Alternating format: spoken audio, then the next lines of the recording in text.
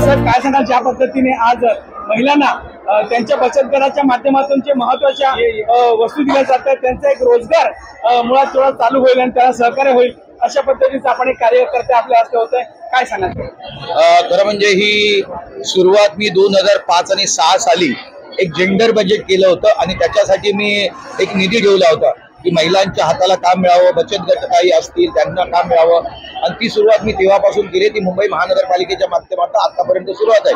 बाकीच्या वॉर्डना मी K west, P south, P north या ठिकाणी मी दिवाळीच्या अगोदर वाटून झालं. या वॉर्डची राहिली होती ती आज वाटतायत. याच्यामध्ये मसाला काढणं जे आहे त्याच्या माध्यमातून तो बचत गट किंवा ती व्यक्ती ही त्या ठिकाणून ते करून आपल्या घराला 2 पैसे मिळू शकते. त्याचप्रमाणे शिलाई मशीन असेल तर शिलाई मशीनच्या माध्यमातून ती त्यांना महिलांचे किंवा छोट्या मुलांचे कपडे शिवू शकतील आणि यासाठी आम्ही यांचं ट्रेनिंग देखील ठेवलेलं आहे. म्हणजे शिलाई मशीनच्या बाबतीमध्ये ज्या महिलांना असं काही ट्रेनिंग पाहिजे असेल तर वॉर्डच्या माध्यमातून तो शिलाई मशीनचं ट्रेनिंग देखील दिलं जाईल की जेणेकरून त्या महिलाला 2 पैसे तिच्या घराघराला उपयोगात येतील. हे मुंबई महानगरपालिकेच्या जेंडर बजेटची सुरुवातीपासून केलं होतं ते आतापासून मुंबई महानगरपालिकेमध्ये चालू आहे. के पूर्वाच्या माध्यमातून 4500 मशीन आणि एक कांडण मशीन आणि शिलाई मशीन आलेले आहेत. त्याचं वाटप हे सुरू झालेलं आहे.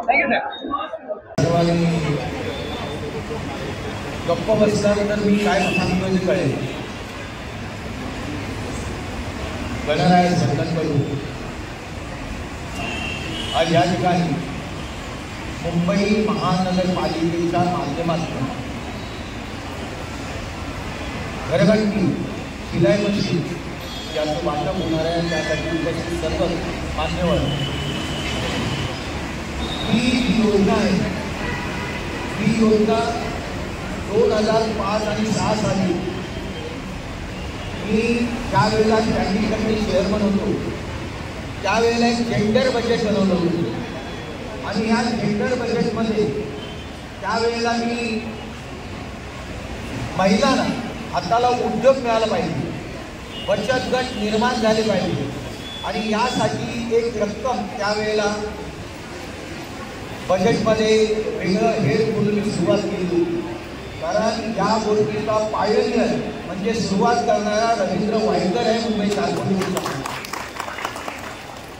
त्याच पद्धतीने मुलांना जे तांदूळ देत होते हे तांदूळ 5 किलो आम्ही द्यायचो आणि मुलं घरचे त्यांच्या घरचे सर्वच जण तांदूळ खायचे. मग अशा वेळेला केंद्र शासनाकडनं आलेला तांदूळ ह्या तांदळाला आपण जर खिचडी बनवलं तर त्यामध्ये ती मुलं शाळेमध्ये खातील या पद्धतीने स्टँडिंग कमिटीला मी पहिले 7 कोटी रुपये खिचडी बनवण्यासाठी सुरुवात केली. ही सुरुवात होती रवींद्र वायकरने मुंबई महानगरपालिकेच्या माध्यमातून केली. ही खिचडी मुलं खात नव्हती. मग मी या खिचडीचं कॉन्ट्रॅक्ट इस्कॉन जे मंदिर आहे त्या मंदिराला दिलं. कारण बचत गटाच्या माध्यमातून ज्या वेळेला खिचडी येत होते त्यावेळेला त्या खिचडीमध्ये 4 दाणे तुरीचे टाकायचे, थोडीशी हळद टाकायची आणि तो मुलगा रोज ती खिचडी खाऊ शकत नव्हता. परंतु इस्कॉनवाल्यांनी ज्या वेळेला मी त्यांना ते काम दिलं त्यावेळेला त्यांनी 1000 मुलांच्या मध्ये प्युअर घीचा डब्बा म्हणजे 15 किलोचा डबा हे त्यामध्ये प्युअर घी टाकायला लागले आणि मुलं खायला लागली. ही गोष्ट ज्या वेळेला बचत गटानं मी काढून घेतलं त्यावेळेला माझी तक्रार घेऊन ते बाळासाहेबांकडे गेलो. शिवसेना प्रमुखांनी मला त्याच दिवशी संध्याकाळी बोलवून घेतलं आणि मला म्हटलं तू बचत गटाचं काम काढून त्या इस्कॉनवाल्याला का दिलं. मी म्हटलं साहेब हे जी खिचडी बनवतात ही खिचडी अत्यंत निकृष्ट दर्जाची असते. मुलं खात नाही, संडासमध्ये लावून फेकून देत आहेत. तर ती मुलं खिचडी खाणार नसतील तर माझं जे मुंबई महानगरपालिकेचं जे धोरण आहे की विद्यार्थी सशक्त झाला पाहिजे ते पूर्ण होत नाही. या बचत गटानं त्यांचा मुलगा हा त्या टिफिनीमध्ये दिसत नाही की त्यांचा मुलगा खात नाही. बाळासाहेब बोले ठीक आहे, आपण त्यांना सांगून समज देऊ आणि त्यानंतर मी पुन्हा त्यांच्याकडनं काढून मी बचत गटाला दिली. त्यांची नायर हॉस्पिटलला मी एक हेल्थ कॉन्फरन्स ठेवली आणि त्याच्यामध्ये किती डाळ टाकली पाहिजे, किती आणखी काय टाकलं पाहिजे हे सर्व त्यांना हे केलं. त्यामुळे ती खिचडी देखील मी चालू केली होती. आणि सर्वात दुसरी गोष्ट मी केली होती की ज्या वेळेला मी देखील मुंबई महानगरपालिकेच्या शाळेमध्ये 1ली ते 7वी ज्या शिकलो त्यावेळेला आम्ही मुंबई महानगरपालिकेच्या शाळा होत्या. त्या ठिकाणी मुंबई शाळेमध्ये जाताना अनेक जण अनुवादी जातात, दप्तर नसतं, पुस्तक नसतं आणि प्रायव्हेट शाळेच्या लोकांना दप्तर पुस्तक जे काय बूट सर्व त्यांचे आईवडील देतात आणि माझा मुंबई महानगरपालिकेचा विद्यार्थी हा झोपडपट्ट्यातनं येत असलेला असतो, त्याला सकाळी अन्न नसतं किंवा नाश्ता नसतं. मग यासाठी मी 200 करोडची प्रोव्हिजन केली आणि 27 वस्तू दप्तर पुस्तकं बूट फ्रॉक कपडे हे देण्याचं काम 200 कोटी घेऊन रवींद्र वायकरने मुंबई महानगरपालिकेमध्ये चालू ठेवलंय. ते अजूनही चालू आहे. या गोष्टी तुम्हाला कळल्या पाहिजे की हे कोणी केलंय आणि हे तर तुम्हाला कळलं नाही. फक्त देतायत म्हणून आपण असं हे करतो तर नाही. त्याच्यानंतर मी पाहिलं की आमच्या वेळेला शाळेमध्ये दूध मिळायचं मुंबई महानगरपालिकेच्या शाळेमध्ये आणि अशा वेळेला ते दूध बंद झालं, बिस्किटं आली, शेंगदाणे आले, जे कोणी जुने असतील तर त्यांना पाहिजे आणि नंतर कालांतराने मुंबई महानगरपालिकेने हे देणं बंद केलं. आणि मी ज्या वेळेला त्या ठिकाणी बसलं तर म्हटलं मी जर त्यावेळेला मी महानगरपालिकेमध्ये जायचो आणि त्यावेळेला जर आम्हाला दूध मिळत होतं मग आता मुंबई महानगरपालिका देऊ शकत नाही का. आणि अशा पद्धतीने बैठक घेतली आणि या बैठक घेतल्यानंतर मुंबईमध्ये त्यावेळेला 5.5 लाख मुलं 8 विषयांच्या अनुषंगाने मुंबई महानगरपालिकेमध्ये शिकवलं जातं. मग मराठी, तुळू, तेलुगू, गुजराती, उर्दू या भाषांमध्ये सर्व शिकवली जाते. 5.5 लाख मुलं ही मुंबई महानगरपालिकेमध्ये शिकत होती. आणि मग त्यांच्या आधी दूध पाहिजे. मग दूध कसं द्यायचं, बाटल्या घेतला, मग धुण्याचा प्रश्न हे करा. आरेकडे यंत्रणा नव्हती, महाराष्ट्रातल्या कुठल्याच त्याच्याकडे यंत्रणा नव्हती. आम्ही गुजरातला गेलो की गुजरातमधून मला असं टेस्टा पॅकमध्ये दूध मिळेल का, तेही मिळालं नाही. मग मला हरियाणामध्ये ज्या वेळेला हरियाणाच्या बाबतीमध्ये तिकडच्या लोकांनी ते टेंडर भरल्यानंतर ते माझ्याकडे आले आणि मला सांगायला लागलं आम्ही एक टेस्टा पॅक 5.5 लाख प्रतिदिन दुधाचे पॅक आम्ही देऊ शकतो. अशा पद्धतीने त्यांच्याबरोबर हे केलं आणि सुगंधी दूध या नावाखाली मुलांना दुधाचं पहिलं देण्याचं काम हे रवींद्र वायकरने केलेलं आहे, बाकी कोणीही केलेलं नाही. पण हे करत असताना काही लोकांना दूध पचलं नाही आणि मग जवळजवळ 20-22 मुलांना डिसेंट्री व्हायला लागली.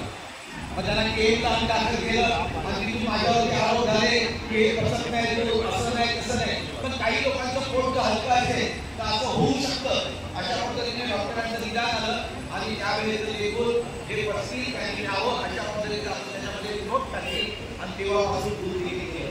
आता हे जेंडर बजेटमध्ये तुम्हाला याच्या माध्यमातून जे महिला हे काम करू शकतील त्या पद्धतीने त्यांना हे गायडन्स दिलेलं आहे. म्हणजे तुमचा मसाला विकून दिलं वगैरे त्यातलं तर तुम्ही घेतलेली वस्तू ही तुम्ही वापरायची, आजूबाजूला तुम्हाला 2 पैसे मिळाले पाहिजे या उद्दिष्टाने मुंबई महानगरपालिकेने केलेलं आहे. तर तुम्ही त्याचा उपयोग करा. गव्हाचं पीठ वगैरे आपण पहिल्याने गिरण चक्कीवरती द्यायचो, परंतु आता चक्कीनं आता आजूबाजूला तुम्ही दिलं तर त्यातनं 2 पैसे घेऊ शकता. मी अशा पद्धतीने दिवाळीच्या अगोदर के वेस्टला असं वाटप केलं, पी साऊथला केलं, पी नॉर्थला केलं आणि केईचं माझ्याकडनं राहून गेलं. कोणतरी दुसऱ्यांनी चान्स घेतला, हरकत नाही म्हटलं. मग काल आमच्या लोकांनी म्हटलं साहेब तुम्ही केईचं लक्ष देत नाही. म्हटलं नाही हरकत नाही, आपण ते चालू करूया. 4000 केईमध्ये अशा मशीन दोन्ही आलेल्या आहेत, कांडण आणि सिलाई मशीन. तर या मशीनमध्ये आपण आत्ता 1300 लोकांना दिलं, 1300 ते 400 लोकांना आज आपण त्याचं वाटप करणार आहोत. त्यांनी फॉर्म भरले नसतील त्या लोकांनी आता 400 लोकांचं झाल्यानंतर बाकीच्यांचं देखील व्हेरिफिकेशन बघून ते 900 ज्या राहिले आहेत ते देखील देऊ. आणि जर कोणाला याच्या आणखी पाहिजे असतील तर मी माझ्या स्वतःतर्फे देखील जास्त राहिले आहे त्यांना देखील देण्याचा प्रयत्न करेन. त्यामुळे कोणीही नर्वस न होता ज्या वस्तू मिळालेल्या आहेत त्या तुम्ही या हे मुंबई महानगरपालिका आपली महानगरपालिका आहे, त्याच्या माध्यमातून आलेली वस्तू तुमच्यासाठी आहे, तुमच्या घरांसाठी आहे, 2 पैकी तुम्हाला मिळावे या उद्दिष्टाने आहे. तर हे मुंबई महानगरपालिकेचे आपण सर्वांनी आभार मानूया आणि इथे तुम्हाला दिलेली वस्तू याचा उपयोग करूया.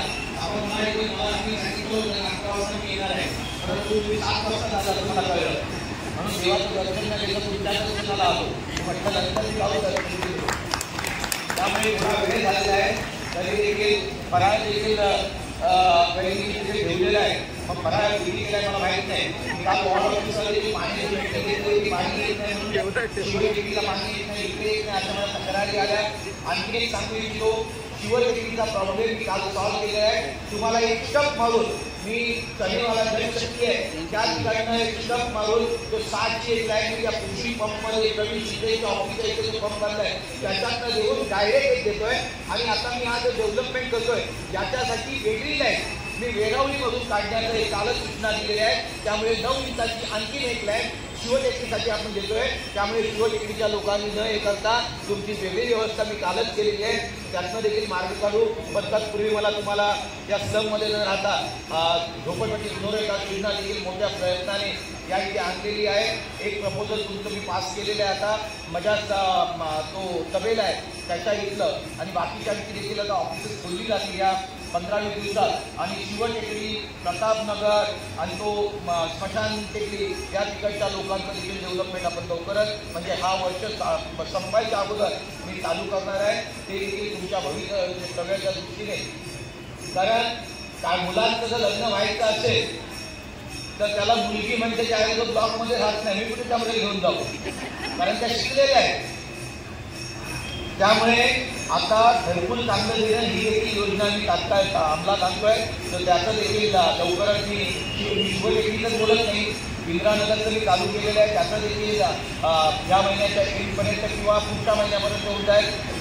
टिळकवाडीचं माझं काम झालेलं आहे, ते 2 कामं झाले, 3रं मी आहे त्याला लक्ष देतोय. त्यामुळे वरच्या लोकांनी असं करू नये की आम्ही वैद्यकीय तिथे बघत नाही, इथे येत नाही, तसं नाही आहे. माझी कामं चाललेली आहे. लवकरात लवकर चांगलं घरकुलाचं स्वप्न देखील तुमचं साकार करून त्या घरामध्ये शौचालयाला बसले पाहिजे, मुलांची लग्न झाली पाहिजे, मुलींची लग्न झाली, या पद्धतीने आपण सर्व काम करूया. आपल्या सर्वांना खूप खूप शुभेच्छा. धन्यवाद. जय हिंद, जय महाराष्ट्र.